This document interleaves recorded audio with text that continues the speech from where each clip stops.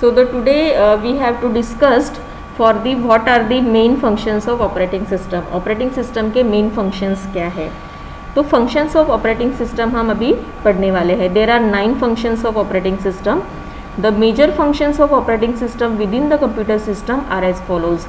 तो नीचे जितने भी components दिए गए हैं ये सभी functions है operating system के. Not component, it is a functions. Initial loading of programs.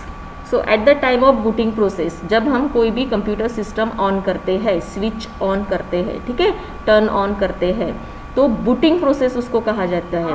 और बूटिंग प्रोसेस में जो इनिशियल प्रोग्राम, जो सिस्टम सॉफ्टवेयर्स रहते हैं, जो आपके कंप्यूटर सिस्टम को रन करने के लिए, प्रॉपरली इफ़िशिएंटली रन करने के लिए यूज़ में आने वाले हैं इंटरनली, वो सभी प्रोग्राम्स लोड किए जाते हैं थ्रू द ऑपरेटिंग सिस्टम. तो ऑपरेटिंग के थ्रू पूरे इनिशियल प्रोग्राम्स लोड होते हैं and all these are programs are very essential at the time of booting process. तो जब हमारा कंप्यूटर सिस्टम ऑन होता है तो उसको बूटिंग प्रोसेस कहा जाता है.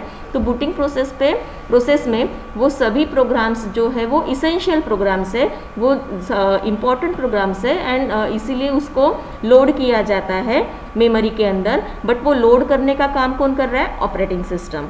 सो one of the function of operating system is initial loading of programs. Programs का इनिशियल लोडिंग करना ये किसका काम है?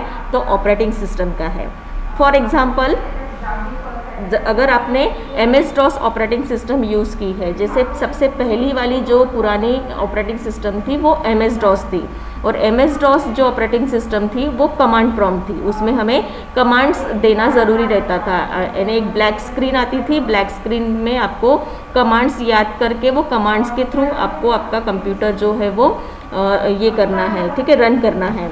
तो MS-DOS अगर आप ऑपरेटिंग सिस्टम आपके कंप्यूटर सिस्टम में है तो वो क्या क्या लोड करता है at booting process. Booting process जब होती है कंप्यूटर सिस्टम की तो तब क्या क्या लोड होता है वो यहाँ पे आपको एक टेबल के अंदर दिख रहा है. तो for example, MS-DOS load the following programme when the computer system starts. जब आप कंप्यूटर सिस्टम स्टार्ट करते हो और आपके कंप्यूटर सिस्टम के अंदर अगर MS-DOS, Microsoft DOS computer operating system अगर इंस्टॉल है, तो जब आप कंप्यूटर सिस्टम स्टार्ट करोगे तो ये नीचे दिए हुए प्रोग्राम्स जो है दे आर इसेंशियल प्रोग्राम्स. वो इसेंशियल प्रोग्राम्स है, मैंडेटरी प्रोग्राम्स है. उस प्रोग्राम्स की ज़रूरत है हमें हमारा कंप्यूटर रन करने के लिए, अच्छे से उसको इफ़िशिएंटली और अच्छे से रन करने के लिए ये नीचे दिए गए प्रोग्राम्स जो है वो इसेंशियल है. तो ये प्रोग्राम्स कब लोड होते हैं? Eight the time of computer system start, जब आप कंप्यूटर सिस्टम को स्टार्ट करते हो. तो ये जो नीचे दिए हुए प्रोग्राम्स है वो पूरे लोड किए जाते हैं मेमोरी के अंदर, और वो लोड करने का काम कौन करता है? तो ऑपरेटिंग सिस्टम करता है. तो जैसे पहला है IO.sys, input output dot system, controls the input output devices. तो जितने भी इनपुट आउटपुट डिवाइसेस है आपके कंप्यूटर सिस्टम पे, जैसे कीबोर्ड हो गया, keyboard is the input device, output device is monitor, output device is scanner, printer, keyboard, mouse, input devices. तो जितने भी इनपुट आउटपुट डिवाइसेस है, ये input output devices properly run करने के लिए अच्छे से रन होने चाहिए, उसके बीच में कुछ भी प्रॉब्लम नहीं आना चाहिए, स्मूथली रन होनी चाहिए. तो ये सब डिवाइसेस स्मूथली रन होने के लिए आपको IO.sys नाम की लाइब्रेरी आपके मेमोरी में लोड होना ज़रूरी है, इसेंशियल है. तो वो IO.sys नाम की लाइब्रेरी लोड करने का काम कौन करेगा? ऑपरेटिंग सिस्टम करेगा. और कब करेगा? जब आपका कंप्यूटर सिस्टम आप स्टार्ट करोगे, यानी बूटिंग टाइम पे. तो ये एक प्रोग्राम हो गया. Second program MS-DOS.sys, load the MS-DOS. जो ऑपरेटिंग सिस्टम जो आपने इंस्टॉल की है MS-DOS, उसको भी लोड होना ज़रूरी है. तो MS-DOS.sys, sys stands for system, ठीक है. तो MS-DOS.sys नाम की लाइब्रेरी के अंदर जो भी फंक्शन होगा या जो भी प्रोग्राम है उस प्रोग्राम को लोड किया जाता है मेमोरी के अंदर at the time of computer system starts. Then configs.sys, configures your device drivers. अगर आपने जो भी डिवाइस ड्राइवर्स इंस्टॉल किए हैं आपके कंप्यूटर सिस्टम के अंदर, फॉर एग्जांपल प्रिंटर आपने अटैच किया है तो प्रिंटर को रन करने के लिए उसका पर्टिकुलर ड्राइवर इंस्टॉल करना ज़रूरी रहता है। तो वो ड्राइवर, वो डिवाइस ड्राइवर हमने इंस्टॉल किया है, तो वो कॉन्फ़िगर कब होगा, प्रॉपरली रन कब होगा, अगर config.sys नाम की प्रोग्राम अगर लोड रहेगा आपके मेमोरी के अंदर। तो वो लोड करने का काम किसका है, तो ऑपरेटिंग सिस्टम का है। और वो कब लोड करता है, eight the time of computer system starts. ठीक है।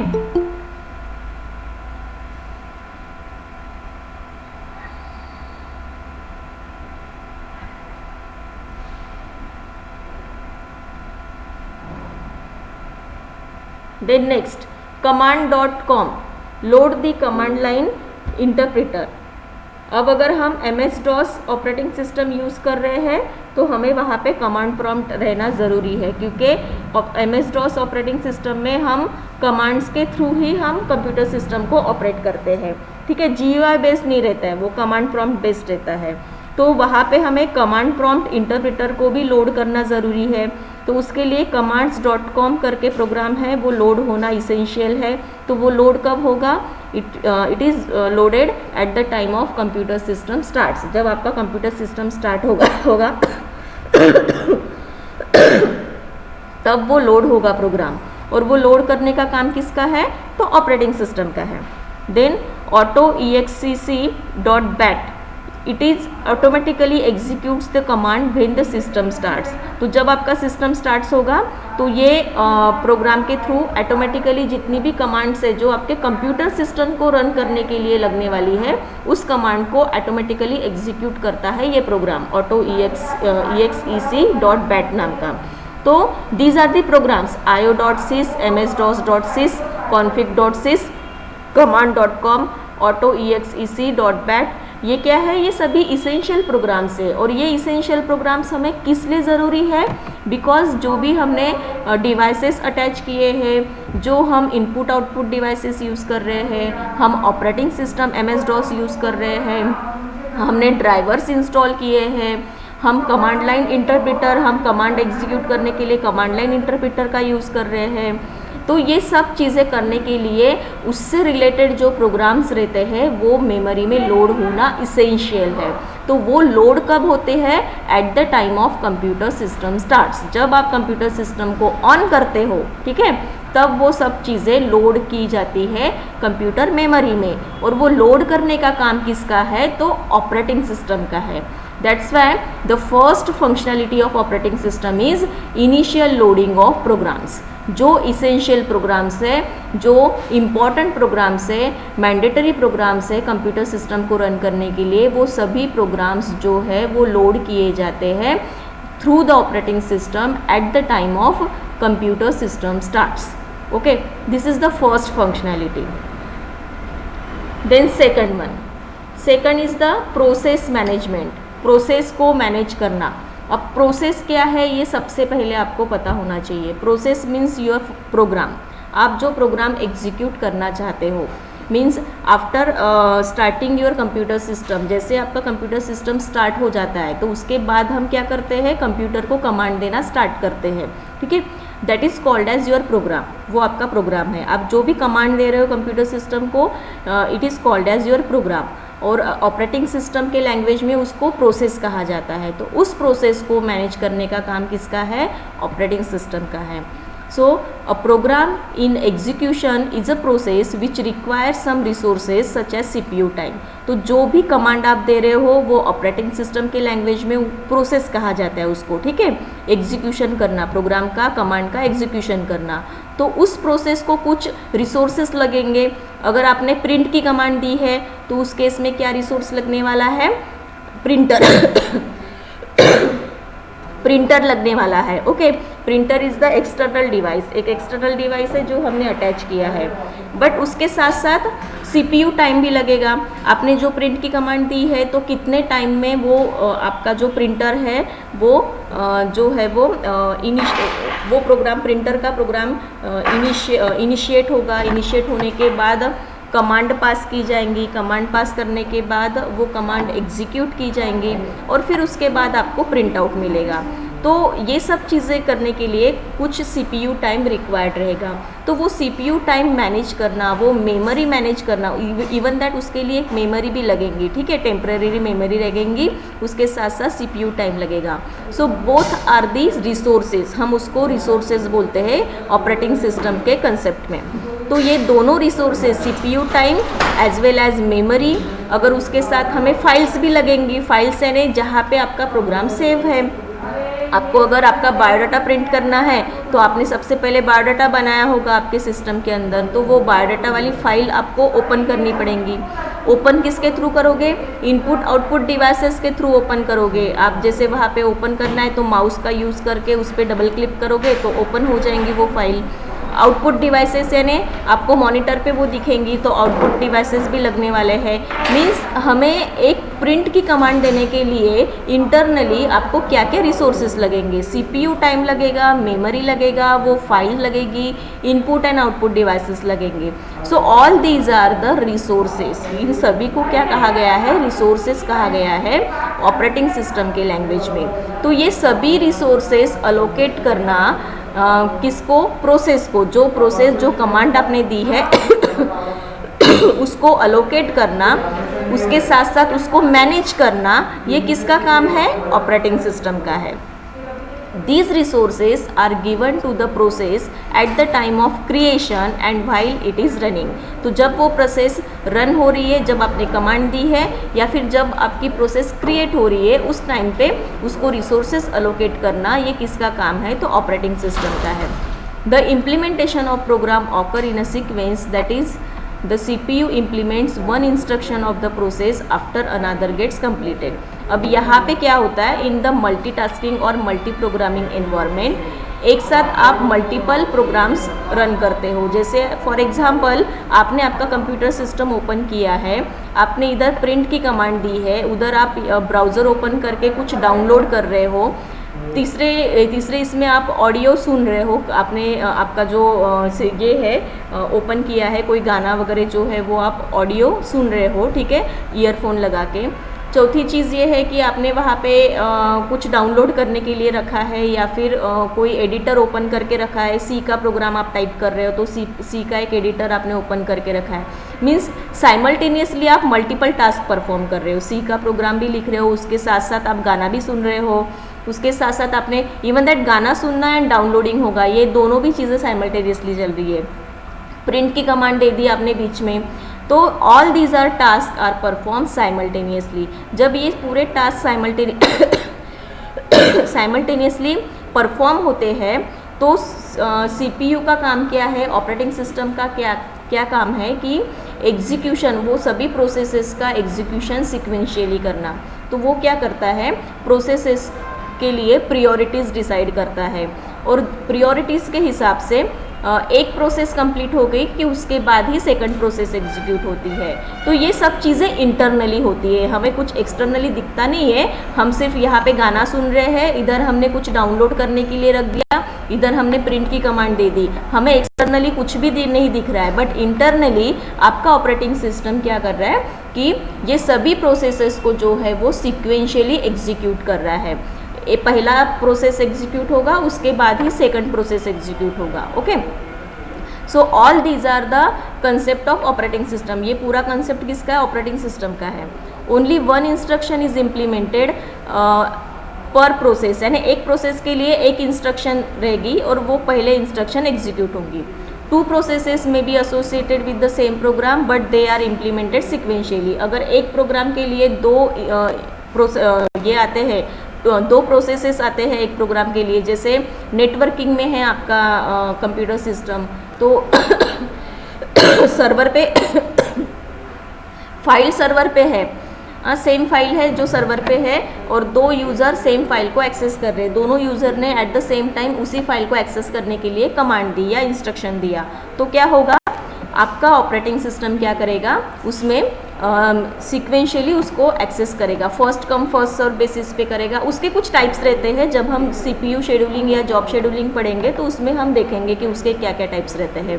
तो first come first serve basis पे जो पहले कमांड आई उसको पहले एग्जीक्यूट करो, या फिर पहला जॉब ख़त्म होने के बाद दूसरा जॉब, तो वो सब उसकी फंक्शनलिटी रहती है, कैसे किस तरीके से मैनेज करना है. So all these are called as process management. सभी को क्या कहा जाता है? Process management. तो आपको ये चीज़ ध्यान में रखनी है कि हम जो भी इंस्ट्रक्शन दे रहे, जो कमांड्स हम एग्जीक्यूट कर रहे, all this commands are called as a process. उसको प्रोसेस कहा जाता है. और उस प्रोसेस को एग्जीक्यूट करने के लिए मैनेज करने का काम किसका है? तो ऑपरेटिंग सिस्टम का है. Then this is the second function. Third function is memory management. Memory management. With regard to the memory management, operating system perform the following activity. पहला, keep tracks the memory in use by and by whom, and also the part of memory that is not in use. Second, in case of multiprogramming, decides which process will get memory space and how much of it. Third, the memory recovery when the process is no longer to needs or the process has been completed.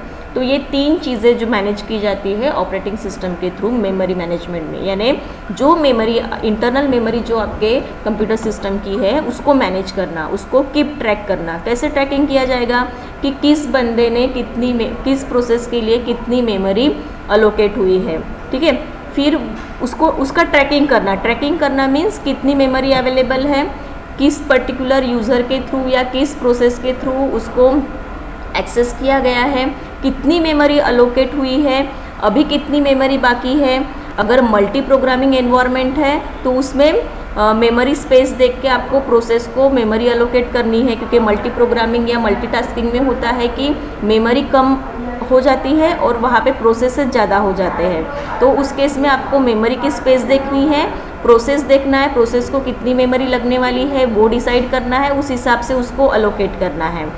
तीसरा ये चीज़ आपको करनी है कि जैसे ही process ख़त्म हो जाती है, एग्जीक्यूशन हो जाता है आपके कमांड का, ओके, प्रोग्राम का एग्जीक्यूशन हो गया तो प्रोसेस को मेमोरी को रिलीज़ करना है और रिलीज़ करके उसको दूसरे प्रोसेस को अलोकेट करना है, उसको मेमोरी रिकवरी कहा जाता है.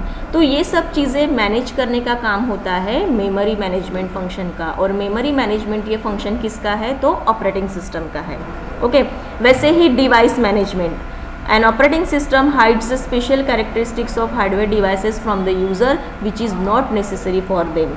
यानी डिवाइस मैनेजमेंट यानी जितने भी एक्सटर्नल इंटरनल डिवाइसेस अटैच है तो उसकी जो डिटेल कैरेक्टरिस्टिक्स है या हार्डवेयर रिलेटेड उसका जो डिटेल कैरेक्टरिस्टिक्स है या हार्डवेयर कैरेक्टरिस्टिक्स है, डिटेल इन्फॉर्मेशन वो हाइड करके रखना और सिर्फ उसकी जो मेन फंक्शनलिटी है वो मेन फंक्शनलिटी जो है वो यूज़र को प्रोवाइड करना. तो वो एक मैनेजमेंट होता है डिवाइस मैनेजमेंट. ये भी एक फंक्शन है आपके ऑपरेटिंग सिस्टम का. 4 हो गए. उसके बाद फाइल मैनेजमेंट ये किस कंपोनेंट का काम रहेगा? फाइल सिस्टम का. File system is one of the component of operating system. तो वहाँ पे फाइल मैनेजर वर्क करता है फाइल मैनेजमेंट करने के लिए. तो file management is the main objective of operating system. Information on computer system stored in various physical media like magnetic tape, disk and optical disk. तो जितनी भी इंफॉर्मेशन स्टोर है आपके हार्ड डिस्क पे, इवन दैट आपके magnetic tape पे या फिर CD रोम पे, जितनी भी परमानेंट स्टोरेज पे जितनी भी फाइल सिस्टम फाइल्स जो है वो स्टोर्ड है उसको मैनेज करने का काम रहता है फाइल मैनेजमेंट का या फाइल मैनेजर का. Then operating system is responsible for storage of information in a constant logical view. Operating system creates and stores the file on physical storage media and access them through the different storage devices. तो यहाँ पे file management functionality का काम क्या है? यानी operating system का एक फंक्शन है फाइल मैनेजमेंट, जिसमें वो क्या करता है कि जितनी भी फाइल्स परमानेंटली स्टोर्ड है आपके फिजिकल डिवाइसेस पे उसको मैनेज करता है, उसको स्टोर करना, उसको एक्सेस करना, फिर उसको रिकवर करना. तो ये सब इसका काम क्या है? फाइल मैनेजमेंट फंक्शनलिटी का काम है. Then secondary storage management. The primary function of computer system is implementation of program which resides in the main memory. since the main memory is not so larger to contain all the data and program, and also because all the data is lost when the power supply is disconnected. The computer system provide the secondary storage as a backup of the main memory. यहाँ पे secondary storage devices का concept है कि अगर आपकी internal memory कम रहती है आपके कंप्यूटर सिस्टम में and your process needs more memory, जैसे इसके पहले हमने बताया था कि डेटा स्ट्रक्चर में है, डेटा स्ट्रक्चर में कुछ अल्गोरिदम्स रहते हैं जो ज़्यादा मेमोरी लेते हैं एग्जीक्यूशन के लिए, तो internal memory is not sufficient in that case, तो उस केस में एक्सटर्नल मेमोरीज भी लगती है। या फिर जब अगर हम कोई स्टोरेज कर रहे हैं, हम कोई डेटा स्टोरेज कर रहे हैं तो उसमें इंटरनल मेमोरी सफिशिएंट नहीं है, तो एक्सटर्नल मेमोरी हमें अटैच करनी पड़ती है, या as a external memory secondary memory को हम एक्सटर्नल मेमोरी कहते हैं। तो secondary memory as a backup करके हम उसमें यूज़ करते हैं और हमारा डेटा जो है वो स्टोर करते हैं। फॉर एग्जांपल जैसे हमने सीडीज़ ले लिया या पेन ड्राइव ले लिया, तो हार्ड डिस्क हो गई, हमारी एक्सटर्नल हार्ड डिस्क हो गई, तो ये सब किसका पार्ट है? सेकेंडरी स्टोरेज डिवाइसेस का काम है। तो ये है सेकेंडरी स्टोरेज डिवाइसेस जिसमें हम एक्सटर्नली डेटा स्टोर कर रहे हैं, क्योंकि हमारे कंप्यूटर सिस्टम में जो इंटरनल मेमोरी है वो कम है, ठीक है, वो हमें मेमोरी लगने वाली है हमारे प्रोसेसेस और प्रोग्राम को एग्जीक्यूट करने के लिए। बट अगर मुझे कोई डेटा परमानेंटली स्टोर करना है और मेरे इंटरनल मेमोरी मुझे कम जा रही है, तो उस केस में मैं पेन ड्राइव या फिर सीडीज़ या फिर एक्सटर्नल हार्ड डिस्क इसका मैं यूज़ करती हूँ उसको स्टोर करने के लिए। ओके, तो ये भी एक फंक्शनलिटी है ऑपरेटिंग सिस्टम की कि ऑपरेटिंग सिस्टम के थ्रू सेकेंडरी स्टोरेज मैनेजमेंट होता है। देन 7 नेटवर्क मैनेजमेंट, तो ये कहाँ पे आएगा? डिस्ट्रीब्यूटेड सिस्टम में, यानी डिस्ट्रीब्यूटेड सिस्टम में, यानी जहाँ पे आपकी सिस्टम नेटवर्किंग में है। ओके, एक सर्वर है और बाकी सब पीसेस जो है वो नेटवर्किंग में अटैच्ड है, तो वहाँ पे नेटवर्क मैनेजमेंट किया जाता है through the operating system. So that उसको डिस्ट्रीब्यूटेड सिस्टम भी कहा जाता है। Distributed system is a collection of processors with each processor having its own local memory and clock. The processors communicate with one another via the various communication line like high speed buses or a telephone line. The processors in the system are connected via a communication network which can be fully and partially connected. इसमें क्या होता है? एक server रहता है और बाकी जो पीसीज, सपोज एक सर्वर है और बाकी 10 पीसी अटैच्ड है और सभी पीसीज जो सर्वर के साथ है नेटवर्किंग में है, तो उसमें हर एक पीसी को लोकल सीपीयू रहेगा, लोकल प्रोसेसर रहेगा, उसे लोकल कहा जाएगा क्योंकि वहाँ पे कोई डेटा स्टोर नहीं है। All the data are stored on server पे ही डेटा स्टोर्ड है, लोकल पीसी पे कोई भी डेटा स्टोर्ड नहीं है। सिर्फ सर्वर से डेटा लिया जा रहा है, लोकल पीसी के बफर में उसको सेव किया जा रहा है टेम्पररीली, जब तक कि वो जॉब फिनिश नहीं होता है। Once your job is finished, फिर से वो डेटा परमानेंटली स्टोर किया जाता है सर्वर पे। तो ये सिस्टम रहता है नेटवर्किंग का। तो वहाँ पे ऑपरेटिंग सिस्टम का कंसेप्ट आता है। ऑपरेटिंग सिस्टम क्या करेगा? नेटवर्क को मैनेज करेगा, किस तरीके से हर एक लोकल सीपीयू को डेटा पास करना है, और वो पास करते वक्त वो उसका ज़रिया कहाँ से है? कम्युनिकेशन लाइंस, जो केबल वायर हम अटैच करते हैं, तो केबल वायर के थ्रू डेटा पास होता है और फिर बफर पे स्टोर होता है लोकल पीसी पे, वहाँ पे वर्क किया जाता है और फाइनली वो डेटा परमानेंटली सेव होता है सर्वर पे। तो ये सब मैनेज कौन कर रहा है? All these are manage by the operating system, तो उसे नेटवर्क मैनेजमेंट कहा जाता है। And network management is one of the function of operating system. Then protection and security management. Operating system हमें प्रोटेक्शन भी देता है, हमारे फाइल सिस्टम को प्रोटेक्ट करता है, सिक्योरिटी प्रोवाइड करता है, तो वो भी एक उसकी फंक्शनलिटी है। Protection is the method of control and accessibility of a program, processes and user to the resources of computer system। यानी कंप्यूटर सिस्टम के जो रिसोर्सेस है, जैसे कंप्यूटर सिस्टम में प्रोग्राम्स है, नंबर ऑफ यूज़र्स, नेटवर्किंग में है तो वहाँ पे नंबर ऑफ यूज़र्स है, प्रोग्राम्स है, प्रोसेसेस है, तो सबके लिए एक्सेसिबिलिटी प्रोवाइड करता है आपका ऑपरेटिंग सिस्टम। जैसे नेटवर्किंग ही लेते हैं हम, नेटवर्किंग में एक सर्वर है और बाकी सब क्या है? लोकल पीसीज है, 10 पीसीज अटैच है जो नेटवर्किंग में है, तो कोई भी बंदा आके एक्सेस नहीं कर सकता है। ऑथेंटिकेट पर्सन ही उसको एक्सेस कर पाएगा, क्योंकि वहाँ पे उसने उस तरीके की सिक्योरिटी प्रोवाइड की है, उसने ऑथेंटिकेट पर्सन को यूज़र आईडी पासवर्ड दिया है। तो लोकल पीसी को एक्सेस करने की परमिशंस किसको है? ऑथराइज पर्सन को ही है।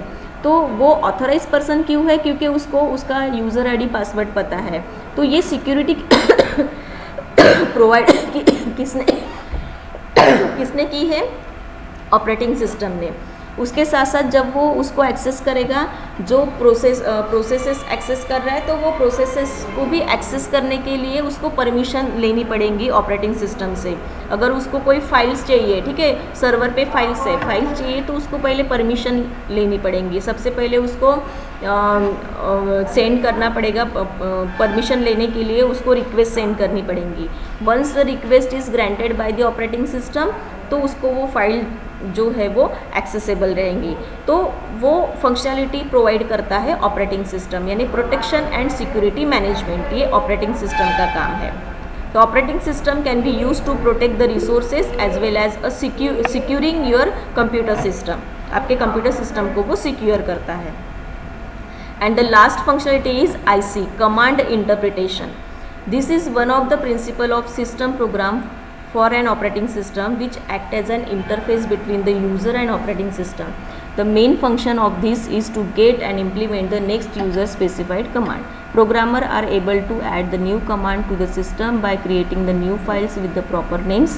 IC does not include the command name and may not change even when new command are added.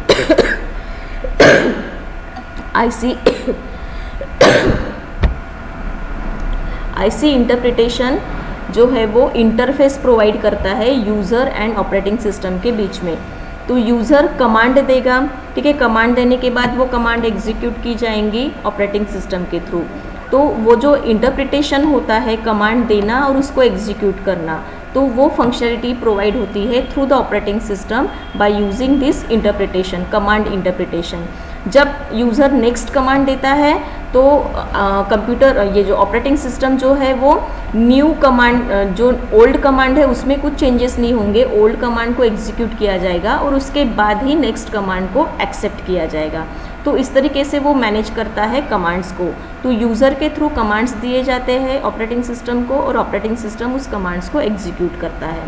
तो ये फंक्शनलिटी कमांड इंटरप्रिटेशन के थ्रू होती है। तो इस तरीके से ये 9 फंक्शंस हमने आज देखे हैं टोटल। एक एक करके मैं फिर से बताती हूँ। देखो, फर्स्ट फंक्शन हमने क्या लिया है? The first function is initial loading of programs. जब भी आपका कंप्यूटर सिस्टम बूट होता है तो जो इसेंशियल प्रोग्राम्स है regarding to your operating system वो सब क्या है, स्टार्ट हो जाते हैं, उसको लोड किया जाता है मेमोरी के अंदर।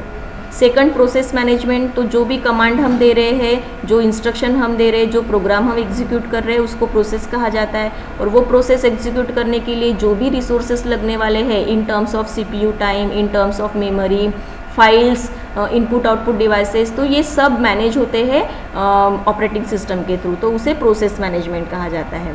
मेमोरी मैनेजमेंट यानी वो प्रोसेस एग्जीक्यूट करने के लिए कितनी मेमोरी लगने वाली है, आपके कंप्यूटर सिस्टम में कितनी मेमोरी अवेलेबल है, हर एक मेमोरी जो प्रोसेस जो एक्सेस कर रही है वो कितनी अमाउंट ऑफ मेमोरी एक्सेस करनी है, रिमेनिंग मेमोरी कितनी अवेलेबल है।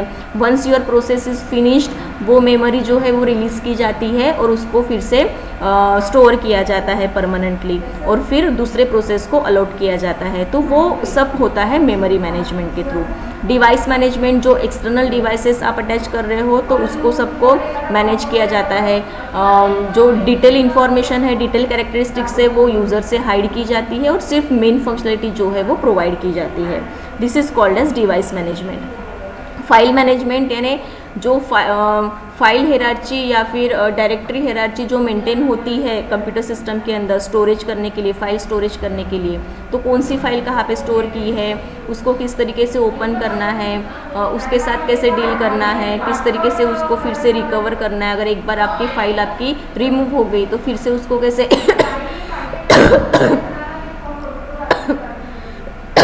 रिकवर करना है, तो ये सब होता है फाइल मैनेजमेंट के थ्रू।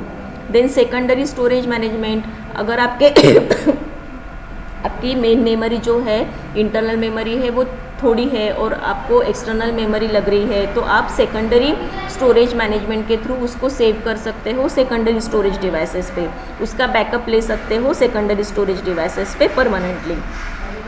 उसके बाद नेटवर्क मैनेजमेंट, अगर नेटवर्किंग में आपका कंप्यूटर सिस्टम है तो वहाँ पे नेटवर्किंग यानी किस लोकल पीसी को कितना टाइम देना है, किस तरीके से प्रोसेसेस एग्जीक्यूट करने हैं, तो ये सब मैनेज होता है। प्रोटेक्शन एंड सिक्योरिटी में हर एक लोकल पीसी को यूज़र आईडी पासवर्ड दिए जाते हैं और उस तरीके से वो सिक्योरिटी प्रोवाइड होती है इन नेटवर्किंग। देन कमांड इंटरप्रिटेशन, इसमें जो यूज़र है वो कमांड देता है और ऑपरेटिंग सिस्टम उसको एग्जीक्यूट करता है, तो थ्रू द कमांड इंटरप्रिटेशन वो कमांड एग्जीक्यूट यानी एक्सेप्ट की जाती है और एग्जीक्यूट की जाती है। जब न्यू कमांड दी जाती है तो ओल्ड कमांड अपडेट नहीं होती है या उस पर रिप्लेस नहीं होती है new command, old command execute होती है, उसके बाद ही न्यू कमांड एग्जीक्यूट होती है। तो इस तरीके से ये फंक्शनलिटी है ऑपरेटिंग सिस्टम की। तो there are 9 functions of operating system, और ये सभी फंक्शंस जो है ऑपरेटिंग सिस्टम के वो इसेंशियल फंक्शंस है। हम विदाउट दिस फंक्शनलिटी हम कोई भी डिवाइस जो है, कंप्यूटर डिवाइस जो है हमारा, इवन दैट हमारा सेलफोन हो गया या फिर हमारा लैपटॉप हो गया, कंप्यूटर सिस्टम हो गया, विदाउट दिस फंक्शन कोई भी वर्क नहीं करता। तो आपके ऑपरेटिंग सिस्टम ये सभी फंक्शनलिटी को प्रोवाइड कर ही रहा है। तो जितनी अच्छी ऑपरेटिंग सिस्टम हमारे पास है उतने ज़्यादा ये फंक्शंस हमें अच्छी तरीके से हमें वर्क देते हैं। So that's it for today. आज हम सिर्फ इतना ही रखेंगे, फंक्शंस ऑफ ऑपरेटिंग सिस्टम।